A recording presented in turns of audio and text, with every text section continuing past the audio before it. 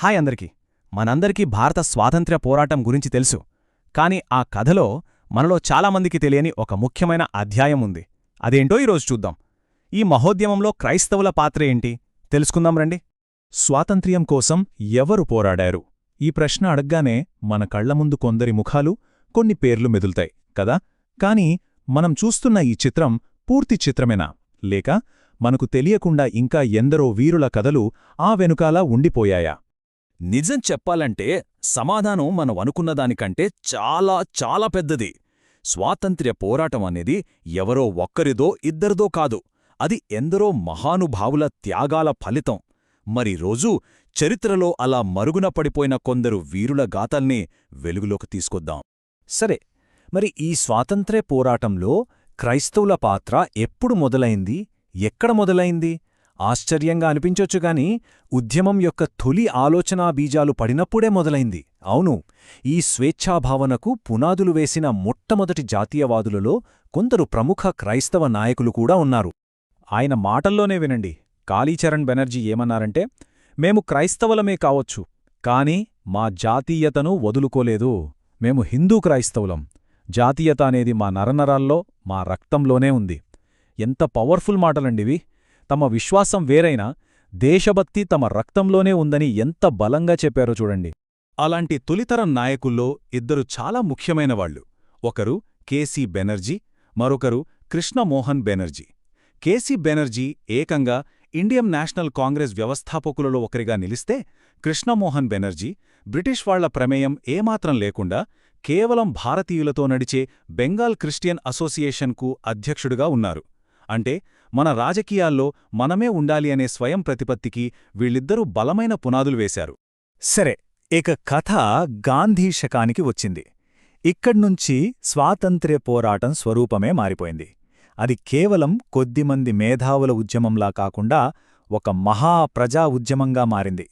మరి ఈ జాతీయ ప్రవాహంలో క్రైస్తవులు కూడా అంతే ఉత్సాహంగా పాల్గొన్నారు.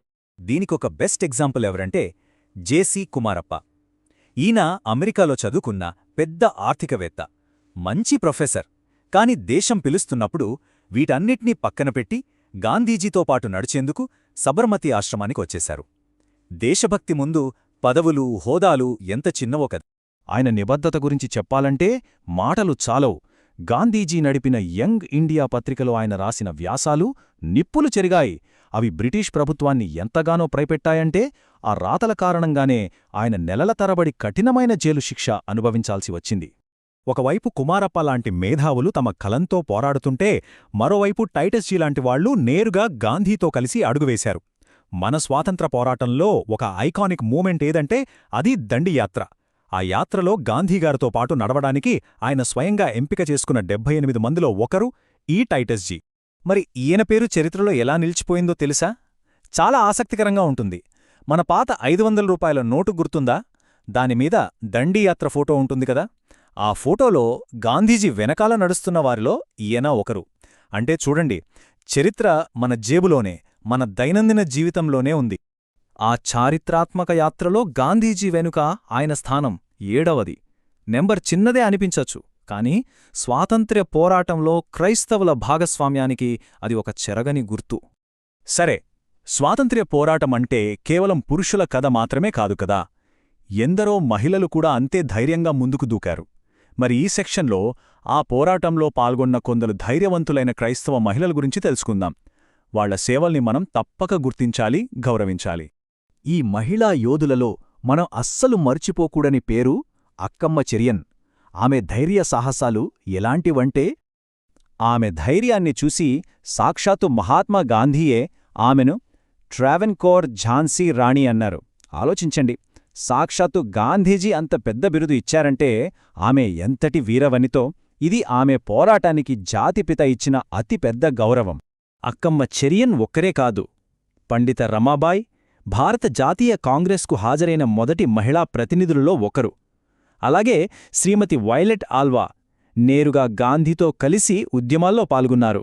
ఇంకా గ్రేసారన్, మార్గరెట్ పావమణి, ఇలా చెప్పుకుంటూ పోతే చాలామందున్నారు. ఇది ఒక్కరిద్దరి కథ కాదు, ఇది ఒక పెద్ద మహిళా చైతన్యానికి ప్రతీక. ఇప్పటిదాకా మనం చూసిన ఉదాహరణలన్నీ కలిపి చూస్తే ఒక విషయం స్పష్టంగా అర్థమవుతుంది. మన స్వాతంత్ర్య పోరాటం అనేది రకరకాల మనుషులు, వర్గాలు కలిసి నేసిన ఒక పెద్ద జాతీయ పతాకం లాంటిది.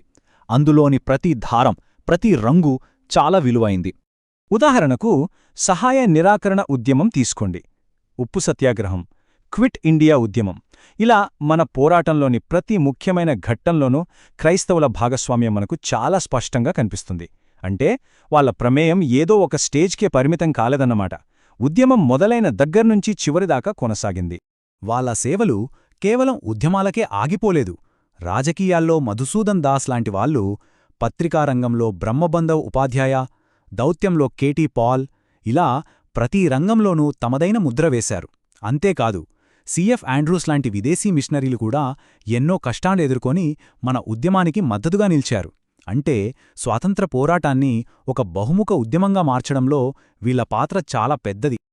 చివరగా ఒక్కసారి ఆలోచిద్దాం. బెనర్జీల నుంచి అక్కమ్మ చెరియాన్ వరకు, టైటస్జీ నుంచి కుమారప్ప వరకు, ఇలా మనం మర్చిపోయిన ఈ వీరులందర్నీ గుర్తు చేసుకున్నప్పుడు మన స్వాతంత్ర్య పోరాట కథకు ఒక కొత్త అర్థం, ఒక కొత్త లోతు రాదా? చరిత్రలోని ప్రతి ఒక్కరిని, ప్రతి పోగును మనం గౌరవించినప్పుడే కదా మన జాతీయ పతాకం మరింత గర్వంగా, మరింత శోభాయమానంగా ఎగిరేది.